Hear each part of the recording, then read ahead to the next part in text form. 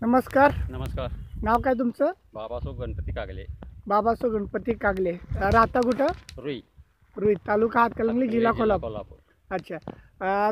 तुमचं हे क्षेत्र किती होतं? क्षेत्र आहे 20 गुंठ. 20 गुंठ रान आहे हे. होय. या रानामध्ये तुम्ही हरभरा केला, हो. बरोबर? आहे. किती टोकनला होता हरभरा? हरभरा 15 किलो टोकनला. 15 किलो हरभरा टोकनला होता. हरभरा टोकनल्यानंतर तुम्ही फक्त मल्टीप्लायर वापरला का आणि रासायनिक नाही खत नाही, वापरला? फक्त मल्टीप्लायरच वापरला. रासायनिक रासायनिक खत खत अजिबात घेतलेलं नाही. वापरलेलं नाही. नाही. किती फवारण्या केला होता? फवारण्या 3 केल्या होत्या. 3 फवारण्या केल्या होत्या. होय. साधारण किती मल्टीप्लायर वापरला होता?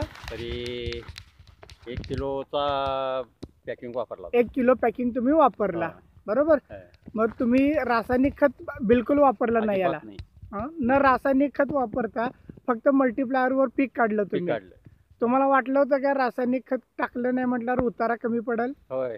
वाटलं होतं. वाटलं होतं, पण ते आता हे वापरल्यामुळं रासायनिक खत न वापरता ते आता उतारा अगदी व्यवस्थित मिळायला लागलाय आम्हाला. हा, म्हणजे रासायनिक खत आम्ही कमी करा, मल्टीप्लायर जास्त वापरा असं लोकांना सांगतो. होय. तर तुम्हाला ही गोष्ट पटते पटते. की बाबा रासायनिक खत जरी नाही वापरली तरी मल्टीप्लायर वर तुम्ही पीक घेऊ शकता. पीक घेऊ शकता.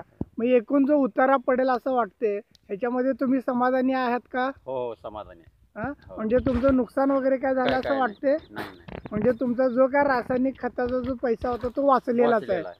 त्या मानानं तुम्हाला उतारा पण चांगला पडलेला आहे. चांगला. तुम्ही इथून पुढे तुमच्या प्रत्येक पिकाला उतार आपला मल्टीप्लायर वापरणार का? हो हो, वापरणार.